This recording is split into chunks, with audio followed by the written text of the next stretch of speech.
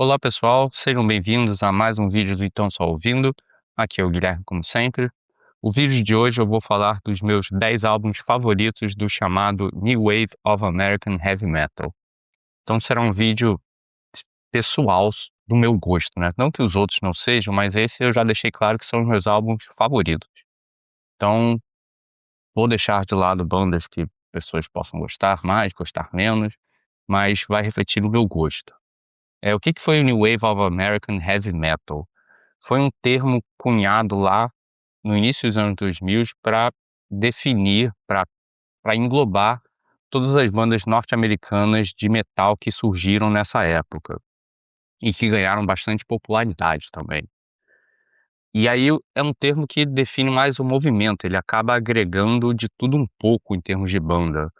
Lamb of God, Mastodon, Trivium, Slipknot, Cold Chambers, Seven Dust. Tudo isso e muito mais são bandas que são associadas a esse movimento, mas eu acho que elas não podiam ter sons mais diferentes entre si.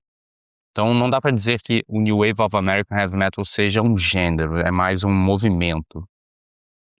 Mas dá para perceber várias similaridades, nessas bandas, e é dessas similaridades que eu quero fazer o recorte das minhas bandas favoritas. Mastodon, por exemplo, eu não colocaria, porque Mastodon é outra coisa, é sludge metal, é progressivo, é outra pegada, mas tem certas similaridades que várias dessas bandas do movimento têm, que são pegar um pouco daquelas guitarras melódicas do At The Gates, do In Flames, juntar isso com hardcore, com thrash metal clássico de Slayer, Metallica, juntar ainda um pouco de groove metal do Pantera, que era uma banda recente na época, né? Era a banda mais estourada do metal naquele tempo. E o principal ingrediente eu acho que é uma aptidão maior para melodias, para fazer coisas mais radiofônicas. E acho que esse foi o grande gancho para fazer o movimento ganhar uma popularidade bem grande. E todas essas características reunidas, eu acho que aí a gente pode chamar de um gênero, é o tal metalcore. Então será nesse caminho, nesse mundo do metalcore que eu vou me debruçar mais para escolher os meus 10 álbuns favoritos. Mas como eu disse, o movimento, o chamado New Wave of American Heavy Metal, ele engloba muito mais coisa. E para esse vídeo de hoje, eu em geral sou sempre isentão, né? Eu nunca gosto de ranquear, eu só listo. Mas hoje eu não serei isento, eu vou ranquear do 10º até o primeiro os meus álbuns favoritos desse movimento. Separei a lista então em duas partes, essa será a primeira que vamos do 10º até o 6º álbum, depois em algum momento virá a parte 2. Então vamos lá, meu 10º álbum favorito do New Wave of American Heavy Metal é esse aqui, o Road to Bloodshed, da banda Sanctity. Esse foi o único álbum que a banda lançou. E eu não entendo como é que esses caras não ficaram gigantes, assim, porque é um som super grudento, super melódico, super radiofônico. É um misto de thrash metal com metal tradicional e também metal mais moderno da época, o groove metal. E acho que eles tinham, acho não, tinham, né, um vocal mais agudo, meio farofão assim, que dava um ar mais divertido pro som deles, um vocal meio cheio, meio fora de si, assim, um vocal bem farofão, que não tinha muitas outras bandas do gênero fazendo isso. O som deles eu diria que é um trivium menos técnico, só que muito mais melódico, muito mais grudento. Inclusive foi o vocalista do Trivium, o Matt, que recomendou o Sanctity para a gravadora Roadrunner, que foi quem acabou lançando esse único álbum da banda. O Road to Bloodshed acho que começa com uma trinca de músicas excelentes, assim. A primeira é um thrash metal com esse vocal que eu falei, bem farofão no refrão. A segunda música tem uma sonoridade mais moderna, principalmente pelo aquele vocal mais limpo, que canta num tom mais calmo, assim, mais comedido nos versos. E a terceira também é outra, assim, mega melódica, mega grudenta. E aí acho que se você ouvir essas três músicas e não gostou de nenhuma das três, pode largar pra lá o resto do álbum, porque o tom do álbum está nessas três primeiras músicas. Tô batendo muito na tecla de que ele é grudento, melódico, mas ele é pesado também. Tem riffs, acho que o estilo de riffs deles lembra bastante o Testament. na minha opinião. A banda acabou pouco depois, como eu disse, só lançaram esse álbum. Não entendo como esse álbum não fez muito mais sucesso na época, mas ele foi lançado no Brasil, tanto que eu tenho em CD. E o vocalista da banda, o Jared Etcher, não sei, ele hoje em dia ele é o baixista do Machine Head. E ele manda muito bem nos backing vocals do Machine Head, porque o cara realmente tem uma puta voz e já mostrava isso no Sanctity. Então acho que é um álbum mega acessível e divertido, sem deixar de ser pesado. O meu nono álbum favorito do New Wave of American Heavy Metal é o Deathless, do Throwdown. Throwdown, eles têm uma história, assim, curiosa de mudança de gêneros. Eles começaram como uma banda de hardcore bem típica, assim, bem pegada do Hatebreed. Então falavam aqueles temas de perseverança, superação dos seus problemas internos, dos seus demônios. E aí, a partir de um determinado álbum, que foi o Venom and Tears, eles passaram por um processo de, vou chamar de panterização do som deles. Eles viraram meio que um Pantera 2.0. Foram para um som muito mais orientado ao groove metal, e o vocalista, principalmente, ele virou uma imitação bizarra do Phil Anselmo. É idêntico ao Phil Anselmo. Então, esse álbum, Venom and Tears, ele é bem panterazão. E aí o álbum seguinte é esse aqui, é o Deathless, em que eles continuaram muito inspirados por Pantera, mas começaram a usar mais melodias e mais vocais melódicos. E aí é o álbum que mais me agrada deles. Eles parecem tanto com Pantera em determinados momentos que eles fizeram até um cover de Becoming do Pantera. E assim, o cover deles é mais Pantera do que a versão original do Pantera. É loucura o quão Pantera eles conseguem soar às vezes. Mas como eu disse, esse álbum aqui tem a novidade de mais melodia e vocais limpos. Mas na época, acho que os fãs não curtiram muito essa transição de gênero que o Throwdown fez. Tanto que depois eles foram lançar um álbum lá em 2014, que até hoje é o último álbum que eles lançaram, que é um álbum que resgata as raízes hardcore deles, até. Mas como eu disse, esse álbum é bem mais orientado ao groove metal e refrões melódicos. Acho que a faixa de abertura é uma boa amostra do que é o som deles, um riffão pesado, cheio de groove, e um refrão gigantesco de melódico, assim, aqueles refrões que você quer cantar junto. Outra que eu gosto muito é Pyre in Procession, também tem um senhor groove no riff e outro refrão legal demais, de melódico. Mas o álbum também guarda momentos, fora da caixa dessa fórmula. Por exemplo, Widowed é uma música mais sombria e arrastada. Serpent News é outra que parece até sludge metal. E aí, para continuar no Panteraversa, digamos assim, lembra um pouco o Down, o outro projeto do Phil Anselmo. E Skeleton Vanguard vai para um Southern Metal que parece, o riff principalmente, lembra muito Black Label Society. Então eles conseguem, assim, aqui e acolá colocar coisas diferentes ao longo do Deathless. E acho que a minha música favorita desse álbum é a última, é Burial at Sea, que é meio que a balada do álbum. É um pouco menos pesada do que o resto, e é que tem um refrão mais emotível, digamos. E aí eu tava ouvindo essa música esses dias, e me deu um clique de como ela tem uma estrutura, um jeitão muito parecido com o End of Heartache, do Killswitch Engage. A guitarrinha fazendo uma melodia no início, os versos que a guitarra fica só tocando uma nota e parando, assim, deixando o vocal cantar sozinho. E aí o refrão que super melódico, assim, a estrutura das músicas são bem parecidas. Dessa Burial at Sea, do Throwdown, e End of Heartache, do Killswitch Engage, que é um clássico do metalcore, né. O oitavo álbum da minha lista também é de uma banda que teve, também não, né, é uma das bandas que teve mais popularidade, né, nessa época, que é o Shadows Fall com o álbum The War Within.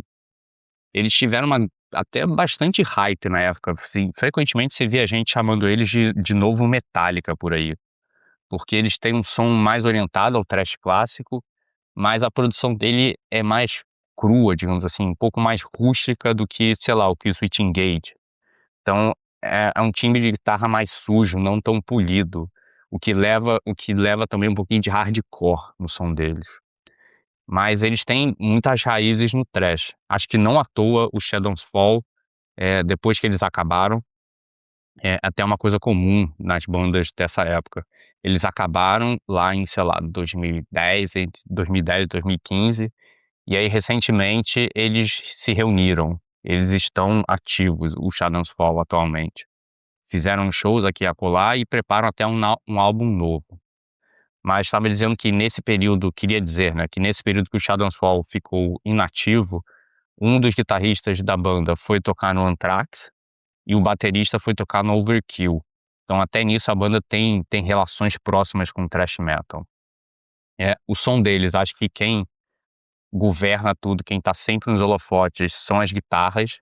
A dupla de guitarristas, eles têm uma formação muito boa em fazer licks melódicos, assim, melodias legais que puxam desde metal tradicional, tipo Iron Maiden, até metal sueco do In Flames e do At the Gates. E os caras tocam muito mesmo, o que é necessário para você conseguir tocar isso. O vocalista, ele alterna bem o vocal mais, é um vocal mais hardcore, eu acho, e os vocais melódicos nos refrões. E o álbum, acho que é um dos álbuns mais reconhecidos de metalcore dessa época. Então, selecionando algumas faixas, The Power of I and I é uma das que eu mais gosto até hoje. Acho que muito porque foi a primeira música que eu ouvi da banda. Eu lembro de ver o clipe dela e de cara já curti. E eu gosto que uma música ela meio que pega uma hora, ela dá uma acelerada, fica mais pesada. What Drives the Weak, acho que é o grande hit do álbum e talvez da carreira deles. Tem uma mega melodia de guitarra e o refrão antes do refrão tem um pré-refrão calminho assim, mais grudento, e aí o refrão explode cheio de melodia, mega grudento. Inspiration on Demand é uma balada assim bem metálica que vai entre uma parte mais calma, mais vocal limpo, e aí entra distorção. É bem um jeito Metallica de fazer baladas, ou semi-baladas, digamos assim. Mas o álbum inteiro é fantástico. Enlightened by the Coast também é outra com um puta de um refrão, com uma energia de hardcore. Eu acho que eles têm muito de hardcore nas letras e na energia da banda. Até porque vários dos caras da banda eram de bandas de hardcore antes do Shadows Fall. O vocalista, se eu não me engano, era do Overcast, que era uma banda de hardcore lá de Massachusetts. Palavra difícil de falar, né? Após esse álbum, eles lançaram 2 ou 3, se eu não me engano. É daquelas bandas que sofreu a velha história de foram para uma gravadora grande e aí foram acusados de se vender, fazer um som mais acessível, mas faz parte, né? E aí, como eu disse, eles lançaram 2, 3 álbuns, foram meio que perdendo o momento, assim, a popularidade, os olhos do público, acabaram terminando e recentemente, acho que coisa de 2, 3 anos, eles se reuniram, têm feito uns shows aqui e acolá e prometem até um álbum novo, se eu não me engano. O 7º álbum da minha lista é o The Impossibility of Reason, da banda acho que eles são de Cleveland.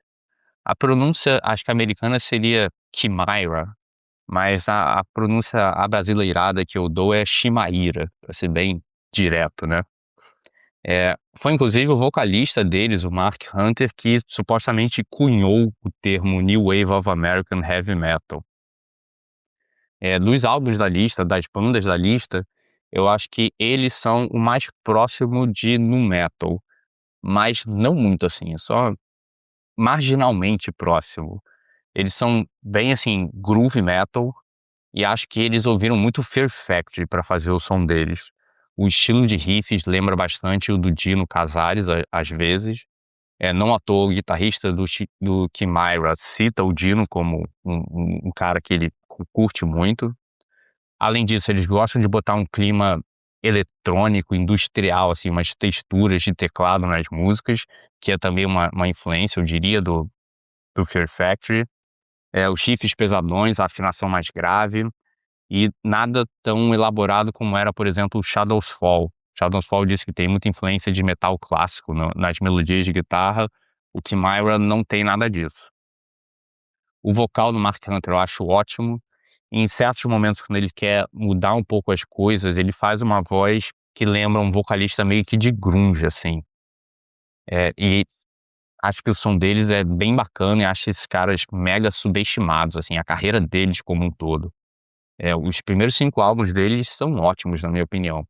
Acho que o único deslize da discografia foi o último álbum, que é até um álbum que nem tá no Spotify. É alguma coisa Dolls, o nome do álbum, não lembro bem não.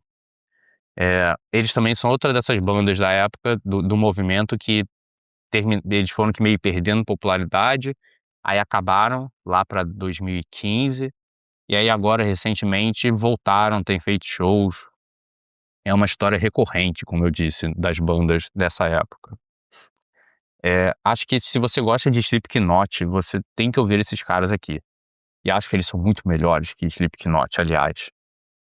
Eu não sou muito fã da banda dos Mascarados, né?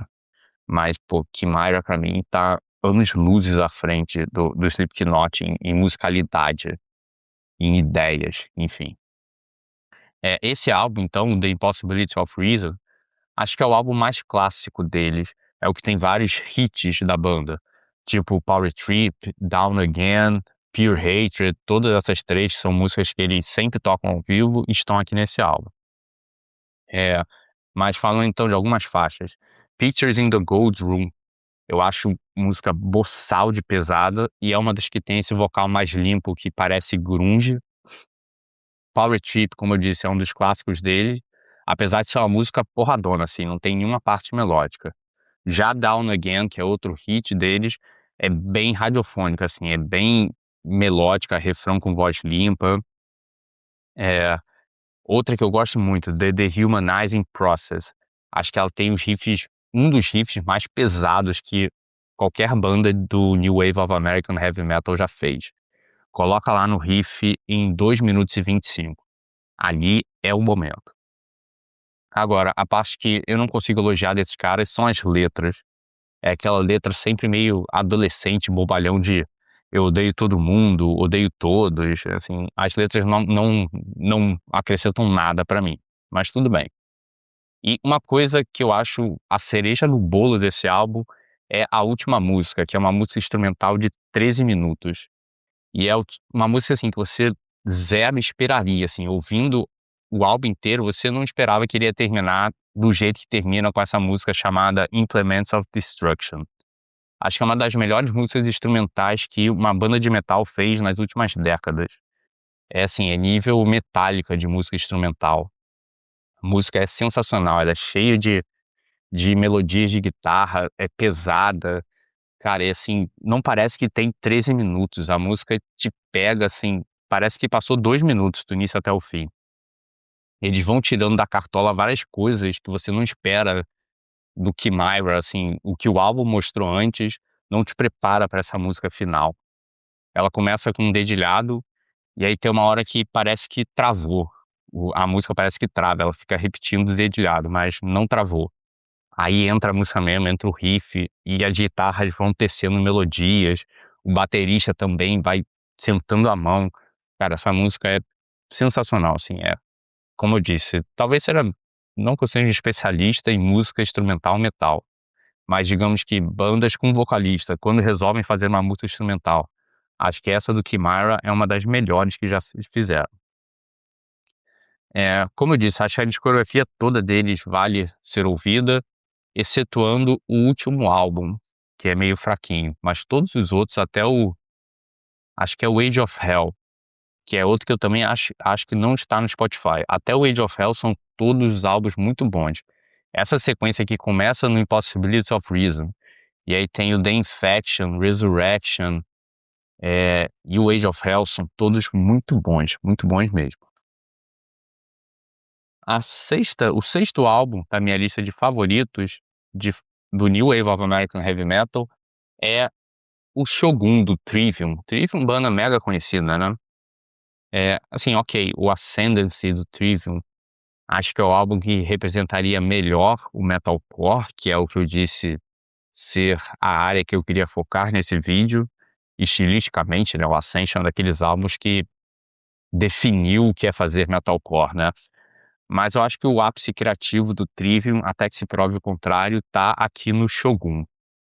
É o meu álbum favorito deles. Então, depois de fazerem um álbum mais orientado a thrash e metal clássico no The Crusade, que é o álbum anterior, aqui no Shogun eles resolveram juntar tudo que eles tinham feito até então de gêneros, do Ascendancy, do The Crusade, do Ember to Infernal, e fazer o álbum mais ambicioso, mais progressivo da carreira deles. A faixa de abertura, Kitty Suit Go Man, já dá o tom assim de como é um Trivium cheio de esteroides aqui nesse álbum. Mais confiante, mais expansivo, com mais ideias, solo atrás de solo. O Matt e o Corey se alternando nos vocais, assim, de uma forma super natural. Cara, é uma música que te leva em 6 minutos por tantos lugares. É uma música super densa e que ainda assim guarda aquele momento melódico, assim, para ficar na sua cabeça. Aí a segunda música mostra que eles ainda, se quiserem, fariam um álbum igual ao The Crusade. O Matt consegue fazer uma bela imitação do James Hetfield quando ele quer ainda. Into the Mouth of Hell We March, acho que é uma das mais famosas desse álbum, talvez, não tenho certeza. É uma mais que usa muita coisa de metal tradicional nas melodias, ela é sofisticada nas guitarras, mas ainda assim ela é acessível. É uma das que eu mais gosto do Shogun. Mas, infelizmente, é um álbum que eu acho que a banda mesmo não curte tanto. Parece que foi um álbum muito exigente deles de gravação, em termos de estresse e até de técnica mesmo para gravar. Por exemplo, tem uma música que é Like a Listen to a Star in Heaven, que o Matt Heafy, acho que é Riff a pronúncia, né, o cantor e vocalista principal da banda, cantor e guitarrista principal do Trivium, ele não conseguiu gravar o riff principal dessa música, porque era uma palhetada muito rápida. E aí quem teve que gravar para ele foi o Corey, que é o outro guitarrista da banda. E também foi um álbum que eles trabalharam com um produtor novo, que eles não conheciam até então. Então parece que hoje em dia eles olham para esse álbum com certas rusgas, digamos assim. Também o baterista original da banda, que até então tinha estado com eles desde o início, ele saiu da banda após o Shogun, e aí desde então o Trivium tem sido um rodízio de bateristas. Então todos esses indícios me mostram que é um álbum que eles olham pra trás hoje em dia e talvez não curtam muito. O Matt, quando fez um ranking de álbuns do Trivium, na opinião dele, ele colocou esse álbum só na 5ª posição. Também mostra como é um álbum que perdeu espaço para eles, digamos assim. Mas ao mesmo tempo ele diz que a faixa título, Shogun, é a faixa favorita dele, é a melhor música que o Trivium já compôs. E é uma das músicas mais progressivas do álbum inteiro. Mas nem tudo no Shogun é para ser mega intricado e progressivo. Down From the Sky, por exemplo, que talvez seja a melhor do álbum. E é uma música que até hoje eles sempre tocam ao vivo. Pô, é uma das músicas mais fortes e potentes que o Trivium já fez na carreira deles. Arrisco chamar de um hino moderno do metal, daqueles que você ouve e parece que a música tá te conclamando, parece um call to arms. Aquele intro, começa uma introdução só numa guitarrinha melódica, dando um fraseado, e aí a bateria vai entrando, assim, mega pesada, épica, assim, só dando ritmo pra guitarra. Cara, é, é um hino essa música. E aí o vocalista canta e a banda meio que deixa bastante espaço para você prestar a máxima atenção na voz dele. Aí no pré-refrão vem uma parte mais rápida com gutural, e o refrão é aquela liberação de emoção, de cantar junto, super melódico. Eu acho que Down From The Sky é uma das grandes realizações que o Trivium fez na carreira deles até aqui. Como eu disse, eu ia parar nos 5 primeiros álbuns da minha lista, né? Se eu fosse falar dos 10 de uma vez só, esse vídeo ia ficar imenso. Então, aguardem próximos vídeos, o próximo vídeo em que eu vou falar dos meus 5 primeiros.